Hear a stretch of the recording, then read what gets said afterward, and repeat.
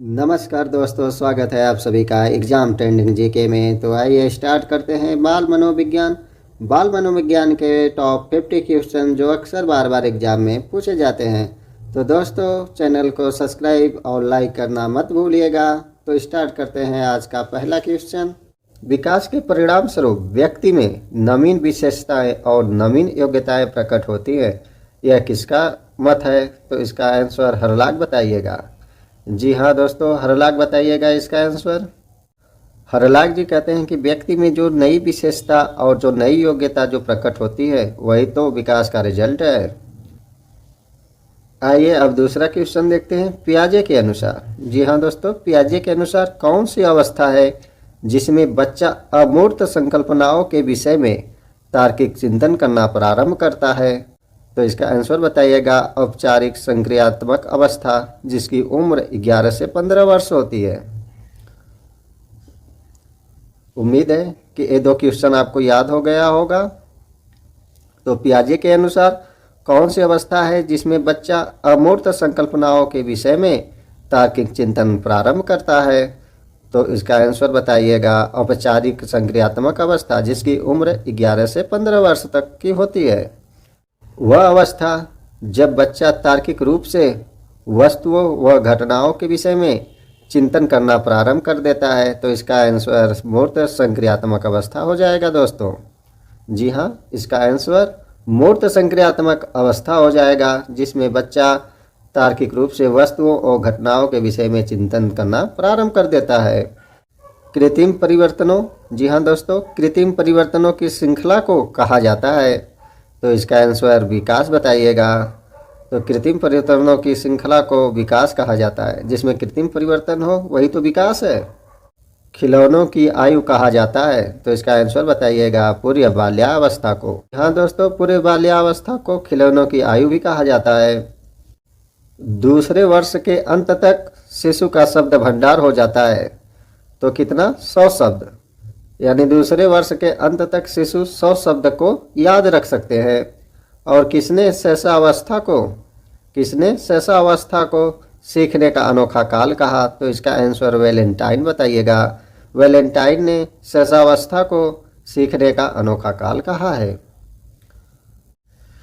मनुष्य को जो कुछ बनना होता है वह प्रारंभ के 4-5 वर्षों में बन जाता है, किसका मत है? तो इसका आंसर बताइएगा। फ्रायड कहते हैं कि मनुष्य को जो कुछ बनना होता है वह प्रारंभ के 4-5 वर्षों में बन जाता है। शर्म तथा गर्व जैसी भावना का विकास किस अवस्था में होता है? तो इसका आंसर बाल्यावस्था हो जाएगा। बाल्यावस्था में शर्म तथा गर्व जैसी भावना का विकास होता है। और बाल्यावस्था का समय देखा जाए तो बाल्यावस्था का समय 6 से 12 वर्ष तक का होता है। 6 से 12 वर्ष तक बच्चे को बाल्यावस्था कहा जाता है। बाल्यावस्था संवेगात्मक विकास का अनोखा काल है। यह किसका मत है? तो यह मत कोल एवं ब्रूस जी का है। कोल एवं ब्रूस जी कहते हैं कि बाल्यावस्था संवेगात्मक विकास का अनोखा काल होता है। और बालक को, जी हाँ दोस्तों, बालक को आनंद प्रदान करने वाली सरल कहानियों द्वारा नैतिक शिक्षा दी जानी चाहिए। किसका मत है? तो यह मत कोलसानिक जी का है। संचय काल, अगला क्वेश्चन दोस्तों। संचय काल का समय होता है। तो संचय काल का समय 6 से 9 वर्ष तक का होता है। परिपाक काल, जी हाँ दोस्तों, परिपाक काल का समय होता है। तो इसका आंसर बताइएगा। 9 से 12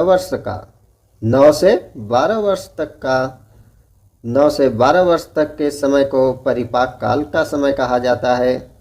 और अगला क्वेश्चन, तनाव और क्रोध की अवस्था है तो किशोरावस्था।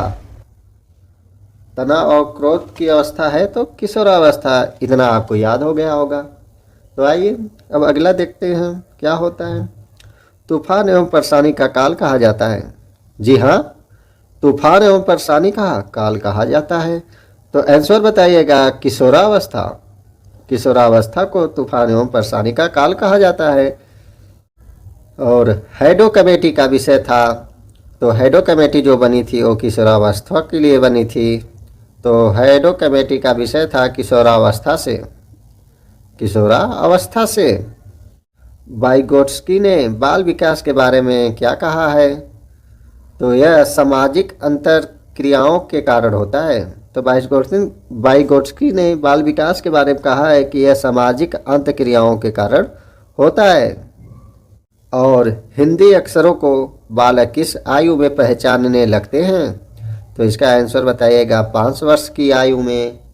5 वर्ष की आयु में बालक हिंदी अक्षरों को पहचानने लगते हैं। टर्मन के अनुसार 90 से 100 बुद्धिलब्धि के बालक माना जाता है। तो समान बुद्धि मापन के लिए आईक्यू का आविष्कार किसने किया? तो इसका आंसर बताइएगा टर्मन। जी हाँ दोस्तों, इसका आंसर बताइएगा टर्मन ने आईक्यू का आविष्कार किया। और मानसिक आयु के विचार के प्रतिपादक है अल्फ्रेड बिने मानसिक आयु के विचार के प्रतिपादक है। तो आईक्यू का फार्मूला होता है मानसिक आयु अपान वास्तविक आयु मल्टीप्लाई 100 कर दीजिएगा, तो आईक्यू का सूत्र या आईक्यू निकल आएगा। संज्ञान किस बुद्धि के सिद्धांत का हिस्सा है? तो गिलफोर्ड का सिद्धांत है संज्ञान। और मनोविज्ञान की प्रथम, जी हाँ दोस्तों याद रखिएगा, प्रथम प्रयोगशाला किसने स्थापित की? तो विलियम वुंट ने मनोविज्ञान की प्रथम प्रयोगशाला को स्थापित किया। भाटिया बैटरी का प्रयोग किसके मापन हेतु किया जाता है? तो इसका आंसर बताइएगा बुद्धि मापने के लिए भाटिया बैटरी का प्रयोग किया जाता है। क्रिया प्रसूत अनुकूलन का सिद्धांत को दिया है, तो इसका आंसर बताइएगा स्किनर ने क्रिया प्रसूत अनुकूलन का सिद्धांत दिया है। और प्रयोग किस पर किया है? तो चूहों पर। अगर चूहा न दे एग्जाम में तो कबूतर देगा दोस्तों, सेकेंड कबूतर हो जाएगा, तो कबूतर बताइएगा।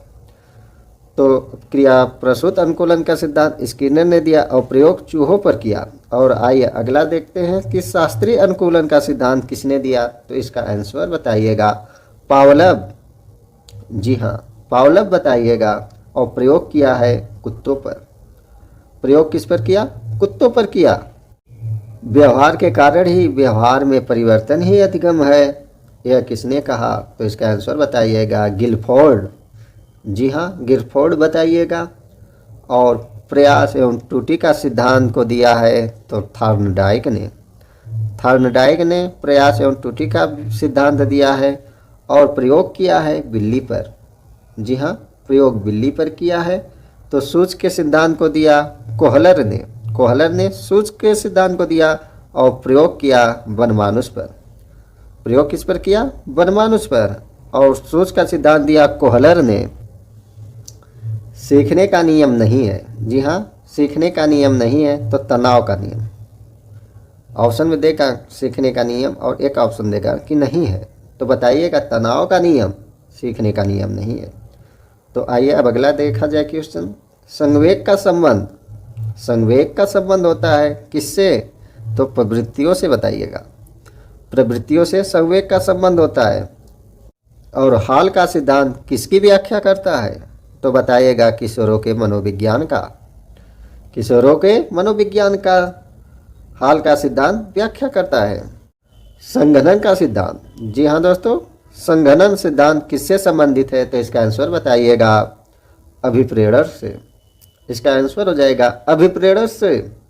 आइए अब अगला देखते हैं कि कोल वर्ग का सिद्धांत किस विकास से संबंधित है? तो इसका आंसर बताइएगा नैतिक विकास से कोल वर्ग का सिद्धांत संबंध रखता है। व्यक्तित्व का सामाजिक अधिगम सिद्धांत किसने दिया? तो इसका आंसर बताइएगा बंडूरा और वाल्टर ने व्यक्तित्व का सामाजिक अधिगम सिद्धांत को दिया है। मिरर ड्राइंग परीक्षण किसके मापन हेतु प्रयुक्त किया जाता है? तो इसका आंसर बताइएगा व्यक्तित्व के। और किसने सृजनात्मक चिंतन परीक्षण का निर्माण किया? तो आंसर बताइएगा टोरेंस ने सृजनात्मक चिंतन परीक्षण का निर्माण किया।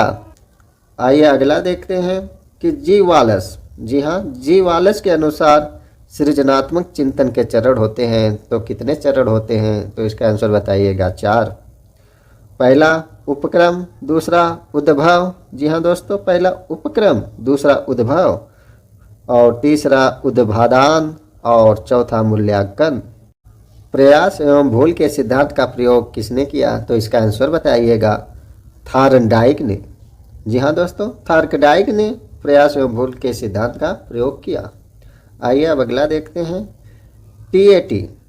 टीएटी परीक्षण का निर्माण किसने किया? तो इसका आंसर बताइएगा गरे ने। गरे ने टीएटी परीक्षण का निर्माण किया। और छात्र में रुचि उत्पन्न करने वाली कला है तो प्रेरणा। प्रेरणा से छात्र में रुचि उत्पन्न की जा सकती है।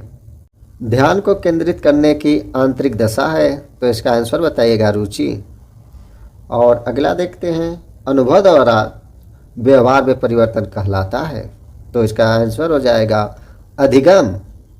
अधिगम जो है वह अनुभव द्वारा व्यवहार में परिवर्तन कहलाता है।